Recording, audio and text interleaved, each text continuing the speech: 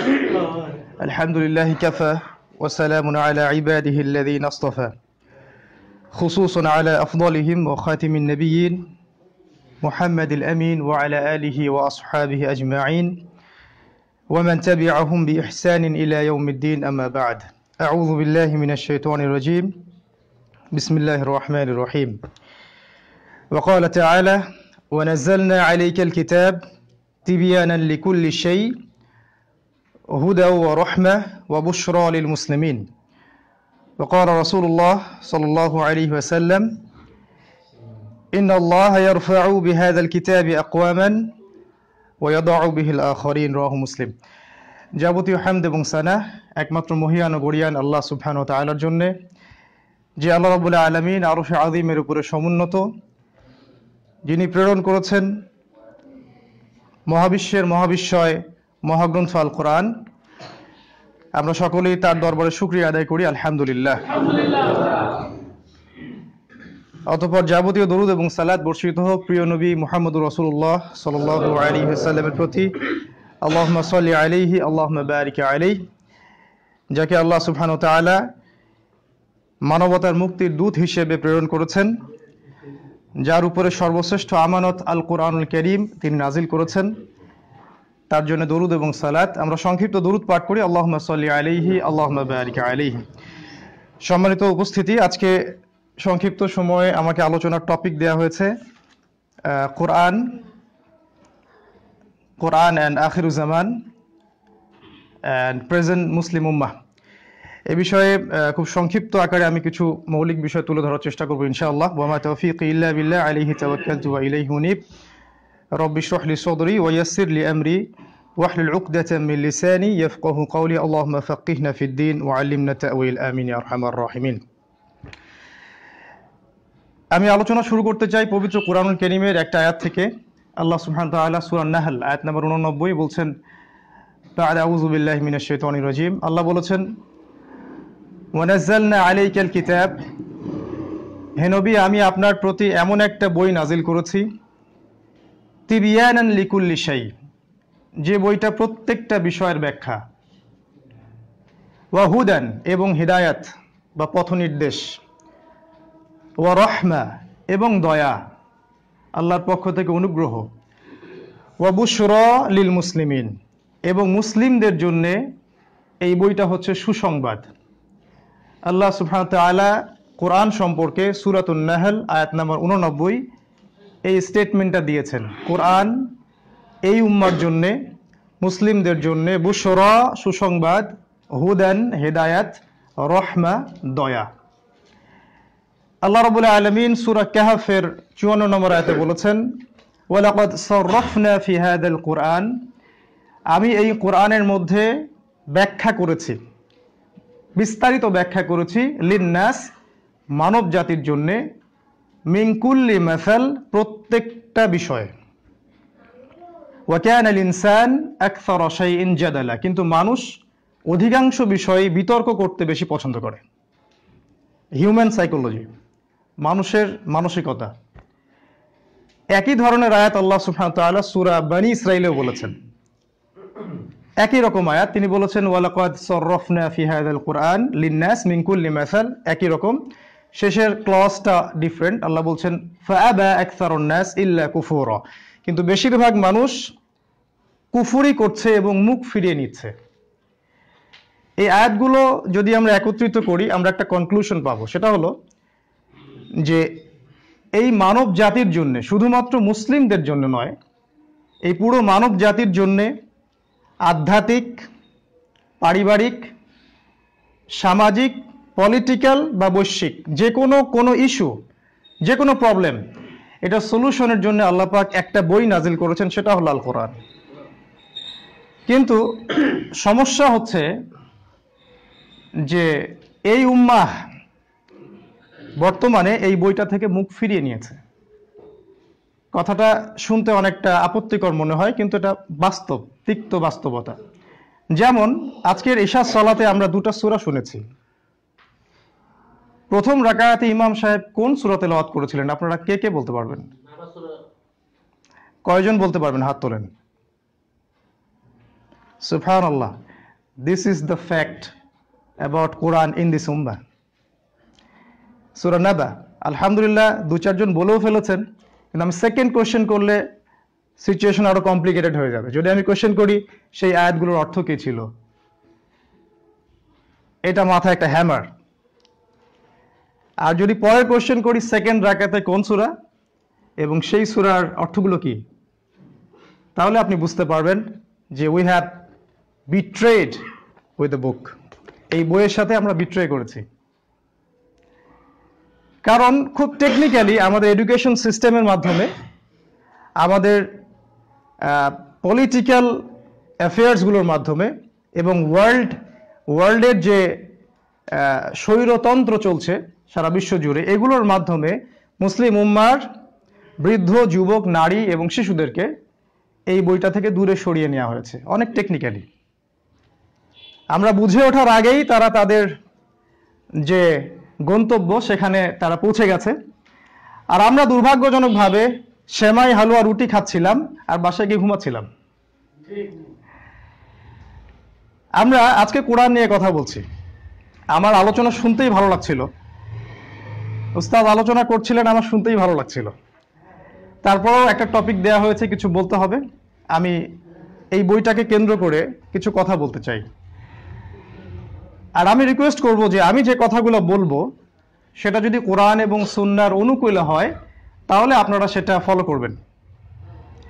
তার আগে অবশ্যই স্টাডি করবেন, করে দেখবেন যে আমার কথাটা ঠিক কিনা। আর যদি আমি নিজে থেকে কোনো স্টেটমেন্ট দেই তাহলে you should never never never accept my opinion.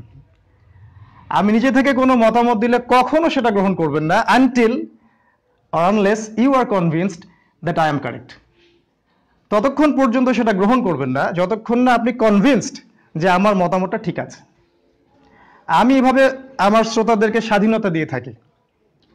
আমি কখনো কোনো মাসালা, কোনো কিছু তার উপর চাপিয়ে দেওয়ার চেষ্টা করি না। আল্লাহ পাক আমাদেরকে সবাইকে বুঝে দলিল যাচাই করে আমল করার তৌফিক দান করুন, আল্লাহুম্মা আমিন। আল কোরআন কি, এটা প্রথম প্রশ্ন। আমরা অনেকেই মনে করি যে আল কোরআন হচ্ছে আল্লাহ সুবহানাহু ওয়া তাআলার সৃষ্টি। বাস্তবতা এটা নয়। ইমাম আহমদ বিন হাম্বল রাহিমাহুল্লাহর নাম শুনেছেন, তাকে তার মধ্যে একটা বড় অত্যাচারের কারণ ছিল, তিনি বলেছিলেন যে কোরআন মাখলুক নয়, কোরআন সৃষ্টি নয়, কোরআন হচ্ছে আল্লাহর কালাম, আল্লাহর কথা। এর প্রত্যেকটা সেন্টেন্স, ওয়ার্ড, লেটার এগুলো আল্লাহর পক্ষ থেকে এসেছে, আল্লাহর মুখের কথা। আপনারা কি আকীদা পোষণ করেন আল্লাহর কালাম কোরআন অথবা আল্লাহর সৃষ্টি কোরআন? সালাফি সমাজে এটা একটা সুবিধা, আকীদার দিক থেকে তারা অনেক স্ট্রং।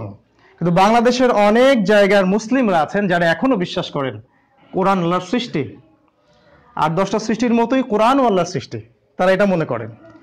কিন্তু সত্যিকারের যে আকীদা সূরা তাওবার মধ্যেও আছে, অন্যান্য অনেক জায়গায় আছে। আর আমি রেফারেন্সগুলো সবসময় বলে দিব না, আমি চাই যে আপনারা ওগুলো যাচাই করেন, স্টাডি করে খুঁজে বের করেন।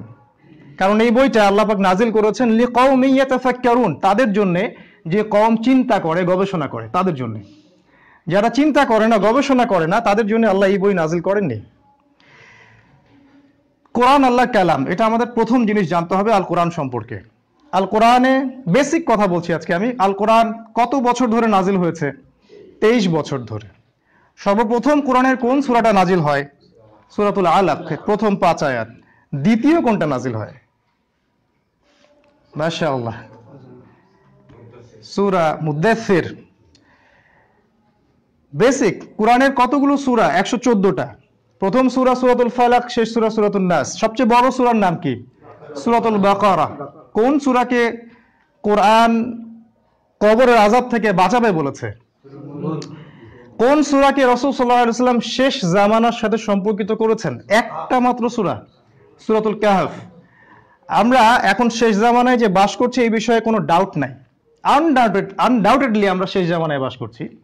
আর এই জামানার সাথে আল্লাহ পাক আল্লাহর রাসূলের মাধ্যমে একটা সূরাকে স্পেসিফিকলি সম্বন্ধ করেছেন আখিরুজ জামানের সাথে, শেষ জামানার সাথে। মানে আপনি যদি শেষ জামানা সম্পর্কে জানতে চান, এই জামানে কি হবে এবং এখানে আমাদের কি করা উচিত, তাহলে আপনাকে ওই সূরাটাকে গভীরভাবে স্টাডি করতে হবে। কোন সূরা সেটা? সূরাতুল কাহফ, যেটা জুমার দিনে পড়া সুন্নাহ। আজকে আমরা কি এই সূরাটা পড়েছি? আরো মজার ব্যাপার হচ্ছে, এই কোরআনের মধ্যে আমরা জানি ৬,৬৬৬টা আয়াত আছে, কিন্তু এই কথাটাও অথেন্টিক না। আপনি যদি গুনেন দেখবেন ৬,২৩৬টা আয়াত আছে কোরআনের মধ্যে। একটা হাফেজে মুসহাফ যদি আপনারা খোলেন, হাফেজে মুসহাফ বলতে আমি বুঝাচ্ছি যে মুসহাফের কোনো আয়াত ভেঙে অন্য পৃষ্ঠায় যায় না। যেমন আমি দেখাচ্ছি, এটা একটা হাফেজে মুসহাফ, এখানে 15টা লাইন থাকে, কোনো আয়াত ক্রস করে আরেকটা পেজে যাবে না, সবসময় পেজের শেষে আয়াত শেষ হয়ে যাবে। এটা হচ্ছে হাফেজে মুসহাফ। একটা হাফেজে মুসহাফে 600টা পেজ থাকে, 600 পেজেস। আর আপনি লক্ষ্য করলে দেখবেন যে প্রত্যেকটা পেজে 15টা করে লাইন আছে, প্রত্যেকটা লাইনে গড়ে 9টা করে শব্দ আছে। কোন লাইনে হয়তো 10টা, কোন লাইনে হয়তো 8টা, বাট এভারেজ গড়ে 9টা করে শব্দ আছে। এই হিসেবে আল কোরআনের একটা পৃষ্ঠায় 135টা শব্দ থাকে। এখন 600 দিয়ে যদি 135কে আপনি গুণ করেন, তাহলে দেখবেন যে আল কোরআনের টোটাল ওয়ার্ডের সংখ্যা হচ্ছে 77,800, 77,800টা। আল্লাহ পাক সূরা কমারের মধ্যে বলেছেন 17, 22, 32 এবং 40 নম্বর আয়াতে তিনি বলেছেন, ওয়ালাকাদ ইয়াসসারনাল কুরআনা লিযিকরি ফাহাল মিন মুদ্দাকির। আমি এই বইটাকে বোঝার জন্য খুবই সহজ করে দিয়েছি, কেউ কি আছো উপদেশ গ্রহণ করবে? কিন্তু আমরা তো এখন দেখছি 77,800টা শব্দ, এতগুলোর অর্থ মনে রাখলে আমি কোরআন বুঝতে পারবো।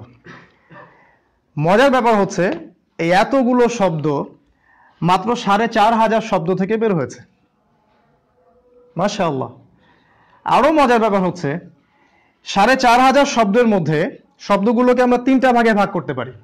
একগুলো হচ্ছে ইসম, যেগুলোকে আমরা নাউন্স বলি, বিশেষ্য, যেমন আল্লাহ, মুহাম্মদ, জিবরিল, মিকাইল, এগুলো নাউন্স। সেকেন্ড ক্যাটাগরি হচ্ছে ফেইল, যেগুলোকে আমরা ভার্বস বলি, যেমন ইয়াকা না'বুদু, নাস্তাঈন, ওয়া তাওয়াসাউ বিল হক, ইল্লাল্লাযীনা আমানু, এগুলো ভার্বস। এগুলো হচ্ছে ভার্বস। আর তৃতীয় একটা ক্যাটাগরি আছে, সেটা হলো হারফ, যেখানে ইংরেজির প্রিপোজিশন, প্রোনাউন, কনজাংশন সবগুলোই পড়ে যায়। এই 3টা পার্টস অফ স্পিচে এই ওয়ার্ডগুলোকে ভাগ করা যায়। আর মজার ব্যাপারটা হচ্ছে, মাত্র 250টা ভার্ব যদি আপনি জানেন এবং সেগুলোর ট্রান্সফরমেশনটা জানেন, কিভাবে একটা ওয়ার্ড থেকে অনেকগুলো ওয়ার্ড তৈরি করতে হয়, তাহলে আপনি কোরআনের 55,000 শব্দ অনুবাদ করতে পারবেন। টোটাল ওয়ার্ড কয়টা বলেছিলাম? 77,800টা, অলমোস্ট 70%। বাকি 30%-এর কথা আমি পরে বলছি, ওটা পরে। এগুলো বেসিক 70%। এতটাই সহজ কোরআন। আমি হাদিস নিয়ে কথা বলছি না, কারণ হাদিস একটা ক্রিটিক্যাল শাস্ত্র। উস্তাদরা এখানে আছেন, তারা আরো ভালো আপনাদেরকে বোঝাতে পারবেন। হাদিস নিয়ে গবেষণা করে এত সহজ নয়, কিন্তু কোরআনকে আল্লাহ রাব্বুল আলামিন এত ফ্লুয়েন্ট করেছেন, এত মেলোডিয়াস করেছেন। আপনি যদি উপন্যাস ভালোবাসেন, কোরআনে চলে যান, সবচেয়ে শ্রেষ্ঠ উপন্যাসটা পাবেন সূরাতুল ইউসুফ। এর চেয়ে সেরা কোনো উপন্যাস পৃথিবীতে নাজিল হয়নি। আপনি যদি কাব্য ভালোবাসেন, সূরা রহমানে চলে যান, দেখবেন ছন্দ, কাব্য, মেলোডি এগুলো দিয়ে ভর্তি। প্রতিটা আয়াতের সাথে একটা একটা করে মেলোডিয়াস কমিউনিকেশন আছে। আর রহমান আল্লামাল কুরআন খালাকাল ইনসান আল্লামাহুল বায়ান, কত চমৎকার একটা ছন্দ। আবার কোন কোন সূরার শেষের লেটারে গিয়ে একটা করে এক্সট্রা আলিফ থাকে, যেমন ওয়ান নাজমি ইযা হাওয়া, মা দাল্লা সাহিবুকুম ওয়া মা গাওয়া, প্রত্যেকটা শেষে দেখবেন একটা করে মিল আছে। সূরা নিসা, সূরা বনি ইসরাইল, এগুলো শেষে দেখবেন একটা করে মেলোডি, প্যাটার্ন আছে। কোরআনে এরকম প্যাটার্ন আছে। অসাধারণ এই বইটাকে আমরা হয় শেলফে তুলে রাখি, অথবা তাদের সাথে এই বইটার সাথে আমার সম্পর্ক এরকম, যখন কোনো অকেশন আসে আমি পাঠ করি, কেউ মারা যায় তখন খুলে বসি, অথবা কোনো কোনো সময় তো নিজেরাও পড়তে চাই না, ভাড়া করে হুজুরদেরকে ডেকে নিয়ে আসি, তারা পড়ে আর আমরা বকশে দেই। কোশ্চেন হচ্ছে, এই জন্যই কি কোরআন নাজিল হয়েছে কিনা? আরো কিছু ব্যাপার আছে। আমি বললাম মাত্র 250টা ভার্ব আপনি যদি শেখেন, কোরআনের 55,000 ওয়ার্ডস আপনি অনুবাদ করতে পারবেন। আরেকটা মজার বিষয় বলি নাই, সেটা হলো সলাতে আপনি যে সূরা ফাতিহা, সূরা আসর, নাসর এগুলো পড়েন, তাশাহুদ, দরুদ, মানে আল্লাহু আকবার থেকে আসসালামু আলাইকুম পর্যন্ত কিন্তু আপনি আরবি দিয়ে আল্লাহর সাথে কথা বলেন। আনফরচুনেটলি আমরা জানি না আমরা কি বলি, বেশিরভাগ মানুষ জানি না আমরা কি বলি, কিন্তু আরবি দিয়ে আমরা কিছু না কিছু বলি। আমি একটা মসজিদে ফজরের নামাজ পড়ি, প্রায় দিন লক্ষ্য করি ইমাম সাহেব খালি নিজের জন্যই দোয়া করেন আর মুক্তাদি আমিন আমিন বলেন, কারণ তিনি দোয়া করেন সব এক বচন দিয়ে। মুক্তাদি বোঝে না যে তিনি তো এক বচনে দোয়া করছেন। তিনি বলেন আল্লাহুম্মা আইন্নি আলা যিকরিকা ওয়া শুকরিকা ওয়া হুসনি ইবাদাতিক, আর আমরা বলি আমিন। তিনি তার জন্য দোয়া করলেন, আমার দোয়া কই? তিনি তো বলেননি আল্লাহুম্মা আইন্না আলা যিকরিকা ওয়া শুকরিক। সমস্যাটা কেন হয়? কারণ আমরা কোরআন বুঝি না, আমরা আরবিকটা বুঝি না। তো আমি যেটা বলছিলাম, সলাতের আগের পরের জিকির এবং সূরা ফাতিহা এবং লাস্ট 10টা সূরা, এই ওয়ার্ডগুলো যদি আপনি একটু যাচাই বাছাই করেন, দেখবেন যে প্রায় 40,000 শব্দ আছে কোরআনে এই ওয়ার্ডসগুলারই অল্টারনেটিভ ফর্মস। এই যে সলাতের 10টা সূরার কথা বললাম, সলাতের আরবি যেগুলো আপনি বলেন এবং সামনে পিছনে যে জিকিরগুলা করেন সলাতের আগে পরে, এই ওয়ার্ডসগুলোকে যদি আপনি একটা পেজের মধ্যে লিখে ফেলেন, তখন দেখবেন এই ওয়ার্ডগুলো প্রায় 40,000 টাইমস কোরআনে রিপিট করা হয়েছে। Total word 77,800টা। কোরআন এতটাই সহজ। যদি আপনি কোরআন থেকে আরবিটা শেখেন, তাহলে আপনি আল্লাহর সাথে আরবি দিয়ে কথা বলতে পারবেন। তখন then you will feel your soul, তখন আপনি সলাটটা ফিল করবেন। মনোযোগ, কনসেন্ট্রেশন, আল্লাহর সাথে কথা, চোখ দিয়ে পানি, এগুলো তখন বের হবে, তার আগে নয়। তো আরো কিছু বিষয় আছে, যেমন আল কোরআনে 114টা সূরা আছে। সূরা শব্দের অর্থ কি? আমরা জানি সূরা মানে চ্যাপ্টার, সূরা মানে অধ্যায়, তাই না? সূরা শব্দের আরো একটা অর্থ আছে। এবার আমি আলোচনার গভীরে যাচ্ছি, একটু র্যাপিডলি যাব, একটু ধরতে হবে। সূরা শব্দের অর্থ চূড়া, পাহাড়ের চূড়া আমরা চিনি, পাহাড়ের চূড়া। সূরা ইজ ইকুয়াল টু চূড়া। সূরা নিসা এমন একটা চূড়া যেখানে উঠলে আপনি দেখবেন নারীদের অধিকার কোথায় আছে। সূরাতুল কাহফ এমন একটা চূড়া যেখানে উঠলে আপনি দেখতে পারবেন শেষ জামানায় বিশ্ব কেমন হবে, আমাকে কিভাবে চলতে হবে।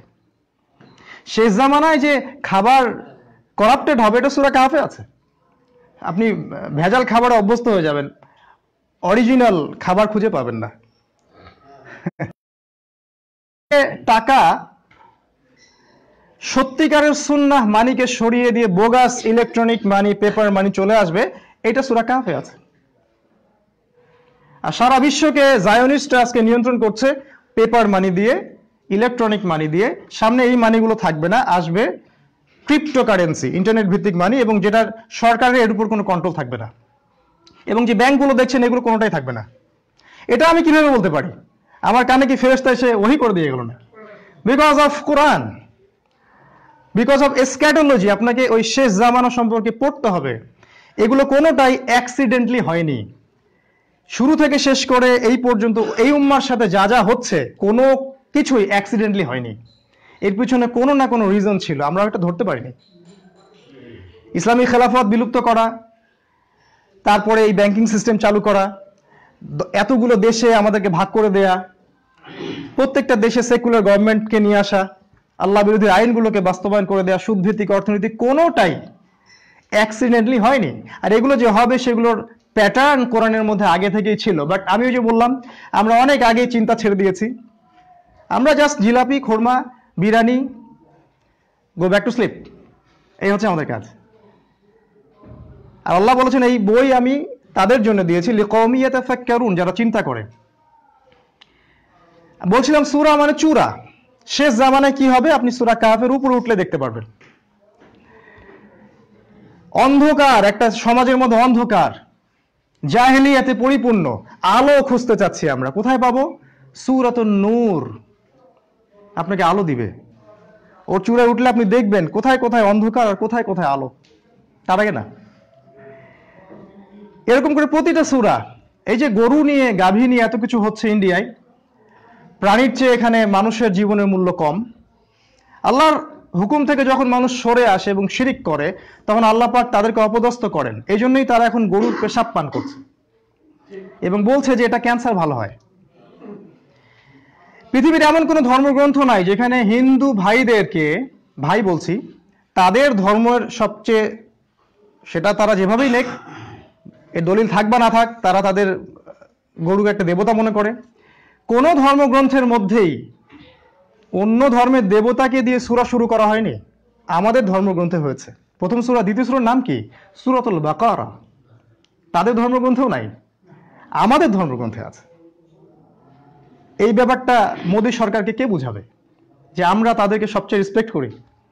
এবং আমরা দেখিয়ে দিয়েছি যে কিভাবে হারমোনিয়াসলি অমুসলিমদের সাথে একটা মিউচুয়াল আন্ডারস্ট্যান্ডিং করে থাকতে হয়। ইসলাম কখনো অপারেশনে বিশ্বাস করে না, এগ্রেসিভ আচরণে বিশ্বাস করে না, কিন্তু যখন আমাদের উপর আগ্রাসন হবে তখন অবশ্যই আমরা ডিফেন্ড করব। যেমন প্যালেস্টাইনের ভাইদের প্রতি আগ্রাসন হচ্ছে, তাদের উপর ওয়াজিব তারা ডিফেন্ড করবে। এটাকে যদি আমি জিহাদ বলতে ভয় পাই, আমার এই উম্মার সামনে কথা বলার দরকার নেই। কাশ্মীরের ভাইদেরকে যেভাবে নির্যাতন করা হচ্ছে, তারা যদি ডিফেন্ড না করে, আর এই ডিফেন্ডটাকে যদি আমরা মনে করি এটা খারাপ কিছু, তাহলে আমার ইমানের সমস্যা আছে। যখন জায়নিস্টরা মিলে আমাদের নিরীহ মুসলিম আফগানিস্তানে হত্যা করছে, দীর্ঘ 18 বছর থেকে করছে, এবং তারা ওই ঢাল তলোয়ার যা আছে ওইটা নিয়ে ডিফেন্ড করছে, এটা বলতে যদি আমার বুক কাঁপে, তাহলে আমার দায়ী হওয়ার দরকার নেই। আমার জন্য বেটার হচ্ছে আমি ওই কম্বল মুজাহিদ হয়ে থাকবো, যেটা আমাদের বেশিরভাগ যুবকদের কাছে। আজকের lecture specially for the youth. যদি আপনার বয়স 15 হয়, 18 হয়, 20 হয়, 25 হয়, brother, this lecture is for you. এটা আপনার জন্য লেকচার আজকেরটা। সূরা মানে চূড়া, যেখানে উঠলে আপনি দেখবেন জিহাদ করতে চান, সূরা তাওবার চূড়ায় উঠুন, উঠে দেখেন জিহাদ কিভাবে করতে হয়। আপনি রাতের অন্ধকারে আছেন, প্রভাত খুঁজতেছেন, সূরা ফালাকের উপরে উঠুন, দেখবেন প্রভাত কোথায় আছে। সূরা ফালাক মানে প্রভাত। প্রত্যেকটা সূরা আপনি যদি চিন্তা করেন আপনি যে সমস্যায় আছেন, ওই চূড়ায় উঠতে হবে। আর যদি আমরা সব চূড়াতেই উঠতে পারি কোরআনের মাধ্যমে, তাহলে আমাদের তো কোনো সমস্যা থাকার কথা ছিল না। কিন্তু এটা থেকে আমরা ব্যর্থ হয়েছি। শুধু তাই না, কোরআনের, এটা সূরার কথা বললাম, আমার হাতে সময় কম। কোরআনে আছে অনেক আয়াত, 6236টা আয়াত। এই আয়াতগুলোকে আল্লাহ রাব্বুল আলামিন বলেছেন তারা। কোরআনে বলেছেন তারা। আয়াতগুলোকে তারা কেন বলেছেন? একজন বাংলাদেশের সেকুলার কবি সাহিত্যিকদের কাছে আকাশের তারাগুলো খুব সুন্দর, খুব সুন্দর আলো দেয়, এগুলো নিয়ে তারা অনেক কবিতা গান রচনা করে।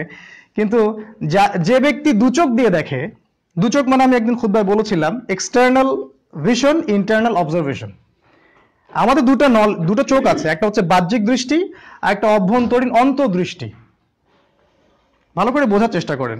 একটা বাহ্যিক দৃষ্টি, আপনি যদি বাহ্যিক দৃষ্টি দিয়ে সবকিছু দেখেন, সবকিছু আপনি ধরতে পারবেন না। আপনার ভিতরের অন্তর্দৃষ্টি এবং বসিরার দরকার আছে। একটা এক্সাম্পল দিচ্ছি। আবু বকর সিদ্দিকের সময় একটা ঘটনা ঘটে নাই? সবাই মুরতাদ হয়ে যাচ্ছিল, যাকাত দিচ্ছিল না। উমর রাদিয়াল্লাহু আনহু মতো সাহাবী পর্যন্ত বলেছিলেন যে তাদের সাথে আমরা কিভাবে যুদ্ধ করব, তারা তো কালিমা পড়েছে, লা ইলাহা ইল্লাল্লাহ বলেছে, কেমন করে তাদের সাথে আমরা যুদ্ধ করতে পারি? কিন্তু আবু বকর সিদ্দিক ইন্টারনালি অবজারভেশনে ছিলেন। তিনি বুঝতে পারছিলেন যে এখন এদের সাথে যুদ্ধ করাটা দরকার আছে, কারণ ইসলামিক ইকোনমির বেস হচ্ছে যাকাত। যখন যুদ্ধ করা হলো এবং মুসলিমরা জয়লাভ করলেন, তখন দলে দলে তারা যাকাত এই যে বাইতুল মালে জমা দিতে লাগলো। তখন উমর ইবনুল খাত্তাব আবু বকর সিদ্দিকের কপালে চুমু খাইলেন এবং বললেন যে আপনার জন্যই আমরা বড় একটা লস থেকে বেঁচে গেছি। এই যে কাজটা, ইনিশিয়েটিভ, এটা ইন্টারনাল অবজারভেশন। শেষ জামানায় কি হবে আপনি খুঁজে খুঁজে বের করবেন, এক্সটার্নাল নলেজ দিয়ে নয়, ইন্টারনাল অবজারভেশন দিয়ে। এটাই এই কোরআনের দুচোখ। আরেকটা এক্সাম্পল দিচ্ছি। আল্লাহ পাক কোরআনে কিন্তু বলেছেন লাহুম কুলুবুন লা ইয়াফকাহুনা বিহা, তাদের হৃদয় ছিল কিন্তু সেই হৃদয় দিয়ে তারা দেখতো না, উপলব্ধি করতো না, সরি। ওয়ালাহুম আ'য়ুনুন লা ইউবসিরুনা বিহা, তাদের দুচোখ ছিল কিন্তু দুচোখ দিয়ে তারা দেখতো না। ওয়ালাহুম আযানুন লা ইয়াসমাউনা বিহা, তাদের দু কান ছিল কিন্তু কান দিয়ে শুনতো না। উলাইকা কাল আনআম, এবার আল্লাহ ল্যাঙ্গুয়েজটা ভালো করে খেয়াল করেন, তারা হচ্ছে গবাদি পশুর মতো, দে আর লাইক ক্যাটলস, বাল হুম আদল, বরং তারা এর চেয়েও নিকৃষ্ট। এটা আল্লাহ বলেছেন, আমরা বলিনি। এখানে আল্লাহ কিছু মানুষের এক্সাম্পল দিয়েছেন যাদের কান আছে শোনে না, চোখ আছে দেখে না, হৃদয় আছে উপলব্ধি করে না। আবু জেহেল কি চোখে দেখতো না? আবু জেহেল কি দু চোখে দেখতো না? তাহলে তার কোন হৃদয়টা ব্লাইন্ড আল্লাহ বলছেন?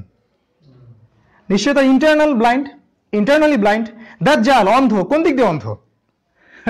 Internally blind. আলী রাদিয়াল্লাহু আনহু দু চোখ দিয়ে দেখতে পারতেন, ভিতরের চোখ দিয়ে দেখতে পারতেন, তাকে তো আল্লাহ অন্ধ বলেননি। আবু জেহেলদের জন্য অন্ধ। এখান থেকে আমি একটা কনক্লুশন টানতে চাচ্ছি, সেটা হচ্ছে কোরআন আমাদেরকে দু চোখ দিয়ে দেখতে বলেছে, এক্সটার্নাল অবজারভেশন, ইন্টারনাল নলেজ। আর সত্যি কথা বলতে আমাদের এই গডলেস ওয়ার্ল্ড, আমি সমাজ নিয়ে কথা বলছি না, রাষ্ট্র নিয়েও কথা বলছি না, রাষ্ট্র নিয়ে আমার কোনো মাথা ব্যথা নাই, আমি ওয়ার্ল্ড নিয়ে কথা বলছি। এই টোটাল ওয়ার্ল্ডটাই হচ্ছে গডলেস, এই টোটাল বিশ্বটাই গডলেস। এখানকার আইন গডলেস, আল্লাহীন। এখানকার অর্থনীতি গডলেস। এখানকার এডুকেশন সিস্টেম ক্রিয়েটেড বাই দাজ্জাল, গডলেস। এই এডুকেশন সিস্টেম, এই গডলেস ওয়ার্ল্ড আপনার ইন্টারনাল হৃদয়ের চোখের কথা স্বীকার করবে না, কখনো না। পশ্চিমারা কখনো স্বীকার করবে না যে আপনার ভিতরে একটা চোখ আছে। তাদের ম্যাথোডোলজি হচ্ছে মানুষ এক্সটার্নালি যা নলেজ পায় সেটাই নলেজ, তাই না? আমি কি ভুল বলছি? পরীক্ষণ নিরীক্ষণ পর্যবেক্ষণের মাধ্যমে মানুষ যে জ্ঞান পায় সেটাই সায়েন্স। তারা কখনোই স্বীকার করে না ইন্টারনালি মানুষ নলেজ পেতে পারে। কিন্তু কোরআন আমাদেরকে কি বলছে? খিদির আলাইহিস সালামের কাছে যান, নৌকা কেন ফুটা হলো? মুসা আলাইহিস সালাম অবজেকশন করছেন। বাচ্চাটাকে কেন হত্যা করলেন? মুসা আলাইহিস সালাম বাধা দিচ্ছেন। দেয়ালটা নির্মাণ করে দিলেন কেন? মুসা আলাইহিস সালাম ভেটো দিচ্ছেন। কিন্তু খিদির আলাইহিস সালাম কি বলছেন? আমি নৌকা ফুটা করেছি ওই কারণে পিছনে জলদস্যু ছিল, আমি বাচ্চাটাকে হত্যা করেছি এই কারণে সে বড় হয়ে কাফের হতো, বাবা মাকে কাফের বানাতো। আমি দেয়ালটা নির্মাণ করেছি কেন? এর তলে ওই এতিমের সম্পদ আছে। যদি আপনারা সূরা কাহফ পড়ে থাকেন তাহলে বুঝতে পারবেন। ধরতে পারছেন কি আমার কথা? এখানে খিদির আলাইহিস সালামের নলেজ কি মুসা আলাইহিস সালামের সমান? তিনি দূর পর্যন্ত দেখতে পাচ্ছেন। কিসের বলে দেখতে পাচ্ছেন? কোথা থেকে এই নলেজটা আসছে যেটা মুসা আলাইহিস সালাম নবী হওয়া সত্ত্বেও পাচ্ছেন না? কোরআন আমাদেরকে এটা অ্যানসার দিয়েছে। আল্লাহ বলেছেন আতাইনাহু রাহমাতাম মিন ইনদিনা, আমি খিদিরকে আমার পক্ষ থেকে রহমত দিয়েছিলাম। ওয়া আল্লামনাহু মিন লাদুন্না ইলমা, আমার পক্ষ থেকে খিদিরকে আমি জ্ঞান শিখিয়েছি, যেটা মুসা আলাইহিস সালামকে আল্লাহ ওই সময় দেননি। এটা হচ্ছে ইন্টারনাল অবজারভেশন। এই দুইটা যদি আপনার একসাথে না হয়, আপনি শেষ জামানাকে ডিল করতে পারবেন না। বাহ্যিক চোখ দিয়ে পড়াশোনা করে খালি বই কাভার টু কাভার পড়ে হিপস করে কখনো আপনি এই ওয়ার্ল্ডের সাথে ডিল করতে পারবেন না। এটাই হচ্ছে আমাদের উম্মার সবচেয়ে বড় সমস্যা। এই দু চোখ খুলে দিবে কে? এই বই, আল কোরআন, অন্য কোনো সোর্স নাই। আমি এটাই বলার জন্য এতগুলো কথা বললাম। কোরআনের স্টার আল্লাহ কেন বলেছেন? যাদের এক চোখ আছে তারা বলবে তারা খুব সুন্দর, কিন্তু যাদের দু চোখ আছে তারা বলতে পারবে যে তারা আপনাকে পথ দেখায়। আকাশের তারাগুলো আমাদেরকে পথ দেখায়। যখন আপনি হারমোনিয়াসলি তারাগুলোকে কানেক্ট করতে পারবেন, you will be able to connect the dots. যখন ডটগুলো আপনি কানেক্ট করতে পারবেন তখন আপনি পথ খুঁজে পাবেন। এই জন্য আল্লাহ পাক আয়াতগুলোকে তারা বলেছেন। কোরআনে আর অনেক কিছু বলার ছিল, অত কিছু বলতে পারবো না। আমি একটা আমার টপিক আছে সেটাতে আসছি, যে আমরা কোরআন থেকে সরে গেছি। কেন জানেন? কেন? কারণ হচ্ছে, এক নম্বর হচ্ছে আমরা কোরআন নাজিলের প্রেক্ষাপটটা বুঝতে পারিনি। একটা সমাজ ছিল আজকে থেকে 1400 বছর আগে, আমি র্যাপিডলি যাচ্ছি, একটু ফলো করবেন। 1400 বছর আগে একটা সমাজ ছিল সিমিলার অনেকটা আমাদের গডলেস ওয়ার্ল্ডের মতো। আমি সমাজের কথা বলছি না, গডলেস এই বিশ্বের কথা বলছি। সেখানে 5টা মৌলিক সমস্যা ছিল। একটা হচ্ছে শিরক, এই বিশ্বটা এখন দাঁড়িয়ে আছে শিরকের উপর। সেকেন্ড হচ্ছে সুদভিত্তিক অর্থনীতি, এই বিশ্বটা এখন সুদভিত্তিক অর্থনীতির উপর দাঁড়িয়ে আছে। 3 নাম্বার হচ্ছে নারী জাতির অবমাননা। এখন বিশ্বের মৌলিক সমস্যাগুলোর একটা হচ্ছে মেয়েদের সমস্যাটা। 4 নাম্বার হচ্ছে মাদক, এটা ছিল ওই 1400 বছর আগের ওই সমাজেরও মেইন সমস্যা। আর 5 নাম্বারটা হচ্ছে অভ্যন্তরীণ দ্বন্দ্ব, বিভক্তি, সেটা রাষ্ট্রীয় বিভক্তি, ধর্মীয় বিভক্তি। এই 5টা জিনিস এখনকার ওয়ার্ল্ডের মূল সমস্যা। ঠিক 1400 বছর আগে একটা সমাজ ছিল মক্কায়, ওই সমাজেরও এই 5টাই মৌলিক সমস্যা ছিল। ওই রকম একটা সমাজে একটা যুবক বড় হয়ে উঠলেন, আমারই মতো, হয়তো আপনার মতো। তার বয়স যখন 25 বা 30, তখন তিনি একটা সংগঠন তৈরি করলেন, অ্যাসোসিয়েশন। সেটার নাম ছিল হিলফুল ফুজুর। অ্যাসোসিয়েশন সবসময় সমাজের কল্যাণ করে। অ্যাসোসিয়েশনগুলো, ফাউন্ডেশনগুলো এবং সংগঠনগুলো সমাজের সবসময় কল্যাণ করে, যতক্ষণ পর্যন্ত এগুলো বিভক্তির দিকে না চলে যায়। এই পর্যন্ত সব ঠিক আছে। তিনি এটা তৈরি করলেন।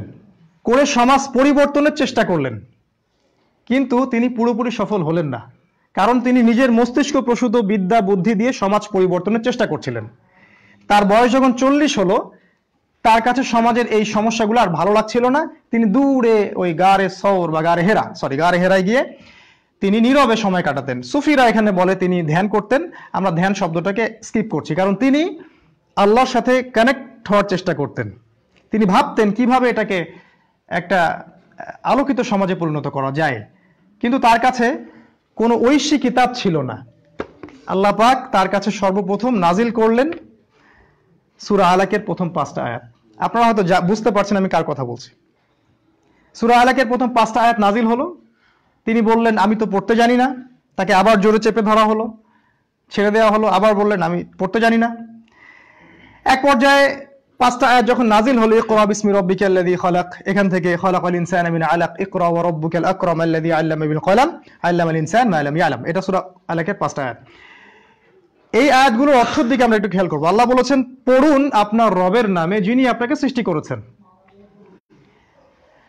যিনি আপনাকে সৃষ্টি করেছেন এবং যিনি মানুষকে সৃষ্টি করেছেন আলাক থেকে। আলাক মানে হচ্ছে জমাট বাঁধা রক্তপিণ্ড থেকে। ইকরা ওয়া রাব্বুকাল আকরাম, পড়েন কারণ আপনার রব হচ্ছে মহামান্বিত, যিনি কলম দ্বারা জ্ঞান শিক্ষা দিয়েছেন, যিনি মানুষকে সেই জ্ঞান শিক্ষা দিয়েছেন যা মানুষ কখনো জানতো না। আয়াতগুলো নিয়ে ভাবেন, আপনি দেখবেন মানুষ সৃষ্টিগতভাবে অজ্ঞ। আল্লাহ মানুষকে জ্ঞান শিক্ষা দিয়েছেন কোরআনের মাধ্যমে, কলমের মাধ্যমে। আল্লাহ বলতে চাচ্ছেন এই যে সমাজ রেভলিউশনের আপনি চেষ্টা করছেন, অন্ধকার সমাজকে আলোকিত করার চেষ্টা করছেন, এটা আপনার মস্তিষ্ক প্রসূত বুদ্ধিবিদ্যা দিয়ে হবে না। এটার জন্য আমার পক্ষ থেকে গাইডেন্স দরকার, সেটাই হচ্ছে আল কোরআন। এই যে নাজিল হলো, এই নাজিলের সিলসিলা চলতেই থাকলো 23 বছর। এখন 23 বছর পরের মক্কার দিকে একটু তাকান, কি দেখতে পাচ্ছি? দেখতে পাচ্ছি পুরো সমাজটাই চেঞ্জ। এই সমাজে কোনো জেনা নাই, এই সমাজে কোনো রিবা নাই, এই সমাজে কোনো মারামারি নাই, বিভক্তি নাই, সবাই আল্লাহর বান্দা হয়ে ভাই ভাই হয়ে গেছে। কিসের কারণে? Because of Quran and the সুন্নাহ অফ প্রফেট সাল্লাল্লাহু আলাইহি ওয়াসাল্লাম। এখন আপনি এই বিশ্বের সাথে এটাকে যদি মিলান, তাহলে দেখবেন সিচুয়েশন অনেকটা সিমিলার। কি এমন তারা করেছিলেন যেটা করার ফলে এই ঘটনাটা ঘটলো, 23 বছর পর সমাজ আলোকিত হলো, আর কি আমরা করছি না যার কারণে এটা হচ্ছে না? এটাই হচ্ছে আমার এখনকার পয়েন্ট।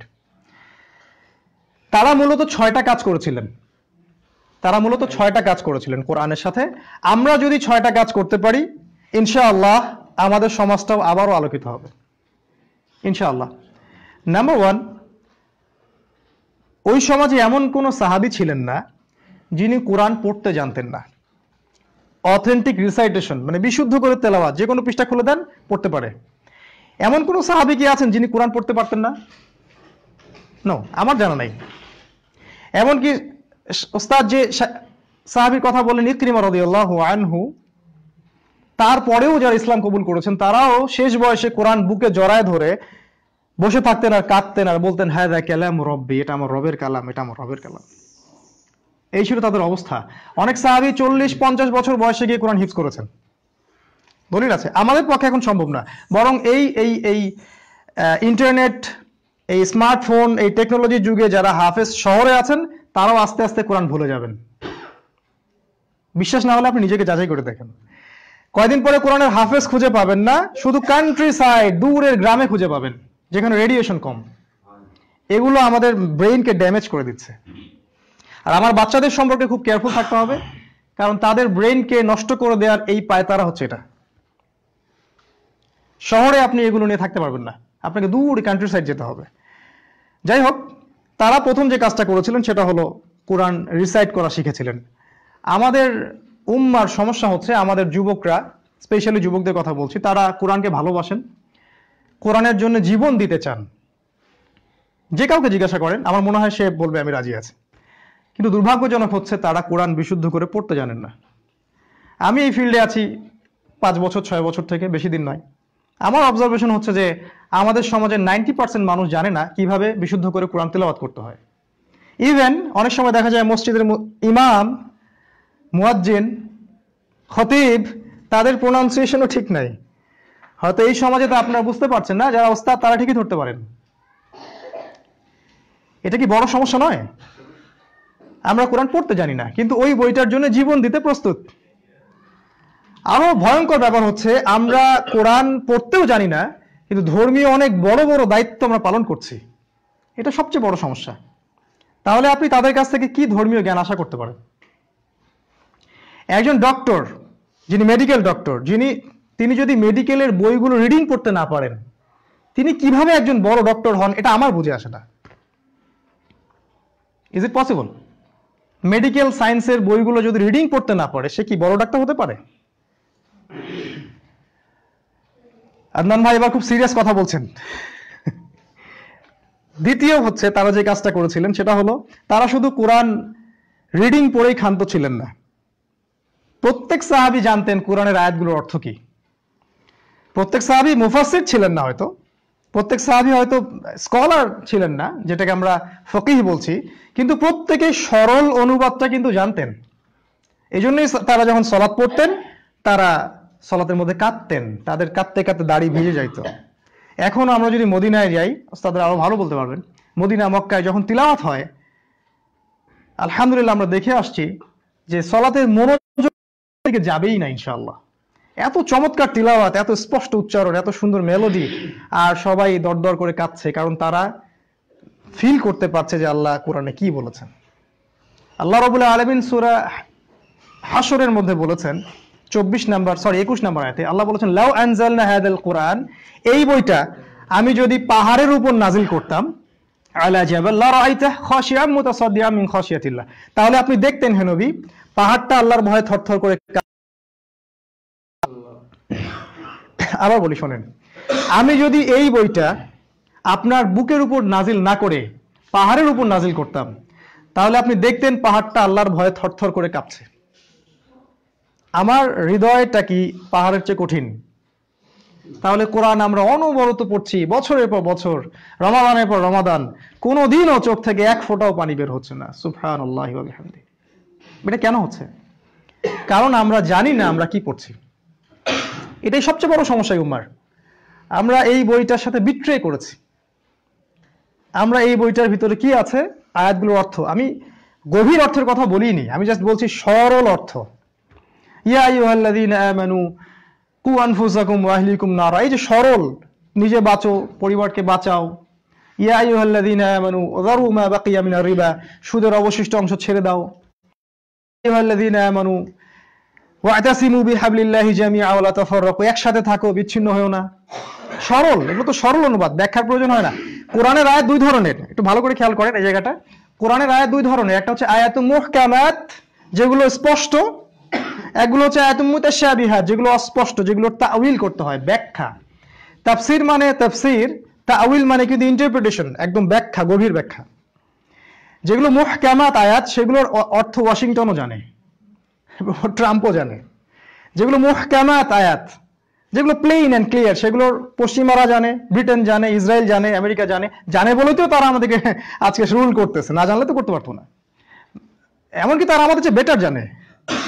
আর কিছু আয়াত আছে মুতাশাবিহাত, যেগুলো অস্পষ্ট, যেগুলো মার্কেটে কিনতে পাওয়া যায় না, যেগুলো উলুল ইলম, যারা জ্ঞানী স্কলার, তারা ওগুলো ইন্টারপ্রিটেশন করেন, তাউইল করেন, এবং এমন নলেজ গ্যাদার করেন যেটা আর 10টা মানুষ পারে না, যেটা খিদির আলাইহিস সালাম পেরেছিলেন, মুসা আলাইহিস সালাম পারেননি। এটা ইন্টারপ্রিটেশন। এইরকম আয়াতগুলো আছে বলেই তো তারা আমাদের নখ, তাদের রাগে তাদের আঙ্গুল নখ কামড়াচ্ছে যে এই আয়াতগুলো আল্লাহ কেন নাজিল করলেন, যেগুলো আমরা বুঝতে পারছি না। এটাই কোরআন। যদি আমরা এটা নিয়ে ভাবতাম, আমরা ওদের চেয়ে অনেক অ্যাডভান্স হতাম। আমরা আপোষে সমস্যার মধ্যে আছি, কাদা ছোড়াছড়ি, মারামারি, গালাগালি, গীবত, তহমত, এদিকে যা করার সব ওরা করে ফেলছে অলরেডি। আজকে আমার একটা টপিক না, হয়তো আমি ভয় দেখাতাম কিছু আপনাদেরকে, তারা কি করে ফেলছে অলরেডি। এক কথা, তারা আমাদেরকে দাসে পরিণত করেছে। রশিটা গলার মধ্যে অনেক আগেই লাগানো আছে, এখন তারা যখন তখন টান দিতে পারে। কিচ্ছু করার নাই, দিস ইজ টু লেট, এখন অনেক দেরি হয়ে গেছে। আমরা এগুলো কেন করছি? বিকজ আপনাদের ইমানকে উজ্জীবিত করার জন্য, যাতে এখনো সতর্ক হয়ে সবাই এক জায়গায় আসতে পারে। আর কোনো উদ্দেশ্য নাই আমাদের। কিন্তু এটা আমি বলে দিচ্ছি যে দিস ইজ টু লেট, অনেক দেরি হয়ে গেছে। হতাশ করার জন্য বলিনি, আমি ফ্যাক্ট বলছি। ইকোনমি ওদের হাতে, পলিটিক্স ওদের হাতে, চাইলেই যখনই আপনি কোরআন সুন্নাহ আল্লাহ রাসূল নিয়ে থাকতে চাবেন, তারা আপনাকে অর্থনৈতিক অবরোধ দিয়ে দিবে, তারা আপনাকে সামরিক হস্তক্ষেপ করবে, আপনার কান্ট্রির মধ্যে জঙ্গিবাদ সৃষ্টি করে ওখানে ম্যাসাকার করবে। ওদের হাতে সবকিছু এখন, মিডিয়া নিয়ন্ত্রণ করবে। ইভেন আপনার ঘরে আপনি কি করছেন তারা সেটাও জানে, স্মার্টফোন ঘরেই আছে। Everything under control of Zionist. কিছু করার নেই আমাদের, অনেক আগেই এগুলো হয়ে গেছে। কিছু করার নেই মানে অনেক দেরি হয়ে গেছে, এটা বোঝাচ্ছি। করার তো আছে। যেটা বলছিলাম যে তারা এই দুটো আয়াতের মধ্যে মুতাশাবিহাত আয়াতগুলোকে তারা ব্যাখ্যা করতে পারে না, যেটার ব্যাখ্যা আমরা করতে পারি। এই শক্তিটা আল্লাহ আমাদেরকে দিয়েছেন, এই উম্মাকে দিয়েছেন। এটাই বুশরা হুদান ওয়া রাহমা। এমন কোন সাহাবী ছিলেন না যিনি প্লেন এন্ড ক্লিয়ার অর্থগুলো জানতেন না। সমস্যা হচ্ছে আমাদের সোসাইটির দিকে তাকান, জাস্ট রংপুরের দিকে তাকান, বাংলাদেশের দিকে তাকান, ঢাকার দিকে তাকান, আরব বিশ্ব কথা বাদ দেন। আমাদের মধ্যে 10 জনের মধ্যে কতজন মানুষ এই বইটা সবগুলো আয়াতের অর্থ জানেন? অনেস্টলি বলেন দেখি। পার্সেন্টেজটা কত হবে? 1%, 2%, 10%? সারাটা জীবন আমরাও জেনারেল ব্যাকগ্রাউন্ড থেকে আসছি। 20 বছর, আমার মনে হয় 20 বছর পড়াশোনা করতে হয়, SSC, HSC, inter, honours, masters. টাকা খরচ করেছি মনে হয় 10-20 লাখ, আরো বেশি। সময়, শ্রম, মেধা, রাত জেগে পড়ছি। কিসের জন্য? ওই দাজ্জালি এডুকেশন সিস্টেম, একটা ডিগ্রির জন্য। গার্ডিয়ানরা এমন হয়ে গেছে, আমার বাচ্চা তো কোরআন রিডিং পড়তে পারে, এনাফ, দ্যাটস এনাফ। আমার বাচ্চা 3 পারা মুখস্থ আছে। বুঝানোই যায় না যে কোরআনের অর্থটা বোঝা খুব জরুরি। একটা বন্ধুকে চিঠি লিখলো, চিঠির ভাষাটাই সে বোঝে না, চিঠি পড়বে কিভাবে, গাইডেন্স পাবে কিভাবে? সো এটা মেজর সমস্যা। আমরা এডুকেশন সিস্টেম, এই দাজ্জালি এডুকেশন সিস্টেমের পিছনে হাজার হাজার লক্ষ লক্ষ টাকা, সময়, শ্রম ব্যয় করছি একটা ডিগ্রি সার্টিফিকেটের জন্য। আমরা এই বইটাকে ঘরের কোনায় ছুঁড়ে ফেলে দিয়েছি ভাই। আপনি কি মনে করেন এই জাতি এভাবে সফল হবে?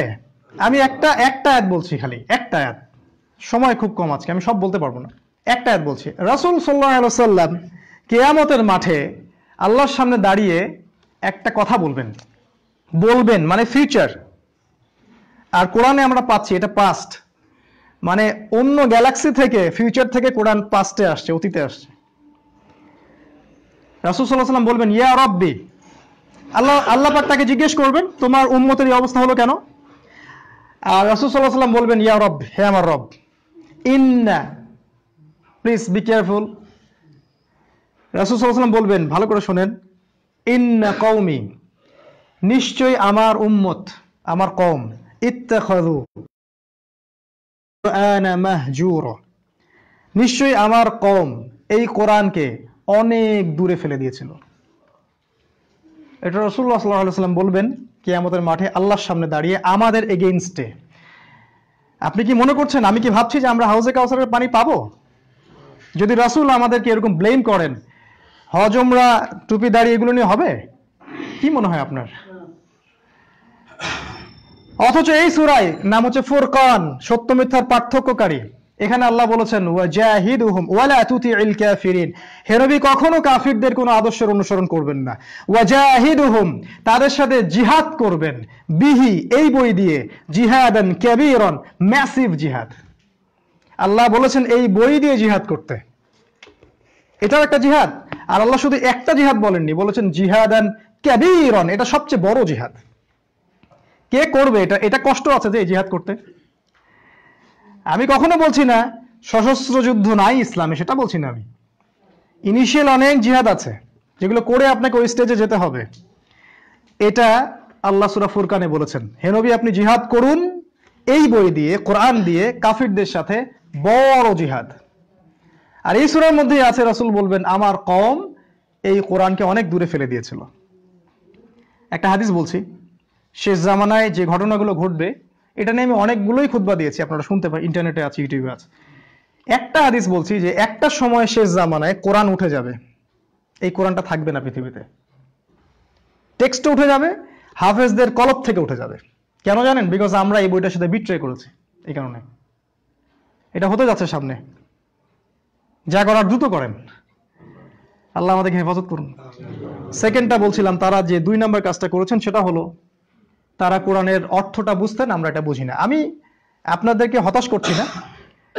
আপনি যদি 6টা মাস বা 8টা মাস কন্টিনিউয়াসলি সপ্তাহে 2 দিন 3 দিন করে পরিশ্রম করেন, 6-8 মাস পর আপনি আবিষ্কার করবেন নিজেকে যে আমি কোরআনের মিনিমাম 50-70% বুঝি।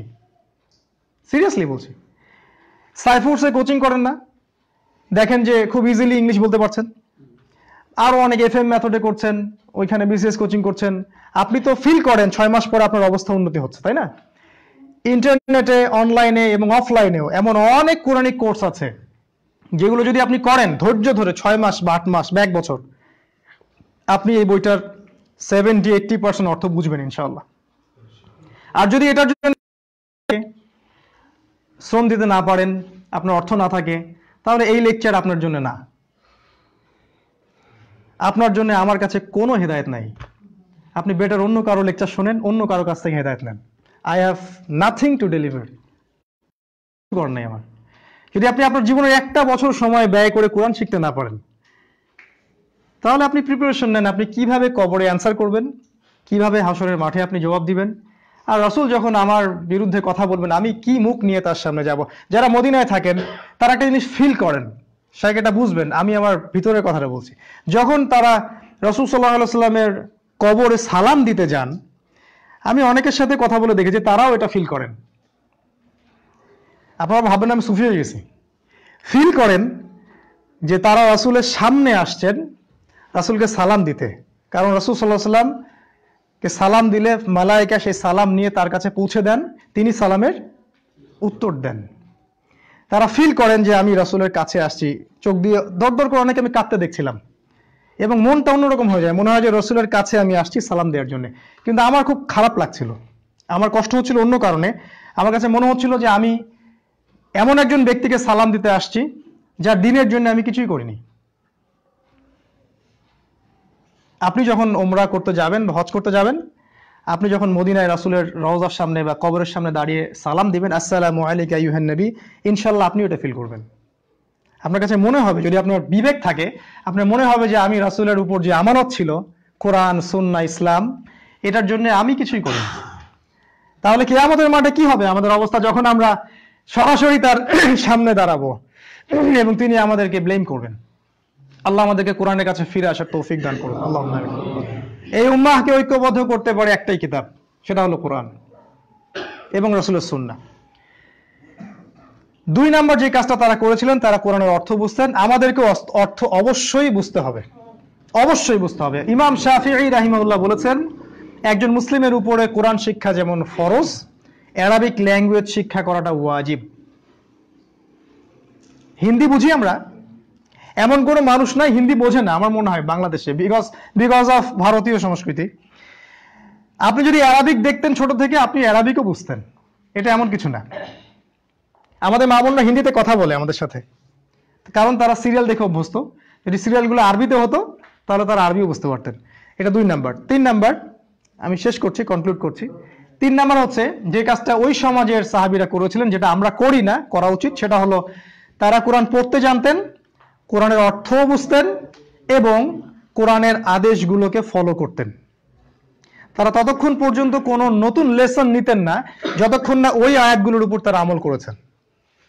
এটা ছিল সাহাবীদের চরিত্র। যখনই কোনো আয়াত নাজিল হয়েছে তারা বিনম্র চিত্তে একেবারে সেটাকে পরণ করে নিয়েছে। এটা সাহাবীদের ক্যারেক্টার ছিল। আপনারা এই জন্য খেয়াল করলে দেখবেন, মাক্কি জীবনে এই যে 13 বছর যে সূরাগুলো নাজিল হয়েছে, এগুলো সবই কিন্তু তাওহীদ, রিসালাত, আখিরাত, মৃত্যু, এগুলোকে কেন্দ্র করে। আগে আল্লাহ রাব্বুল আলামিন এই সূরাগুলো নাজিল করে মানুষকে পরকালমুখী করেছেন, তারপরে বিধানগুলো দিয়েছেন, সালাত, সওম, যাকাত, সুদ ইত্যাদি।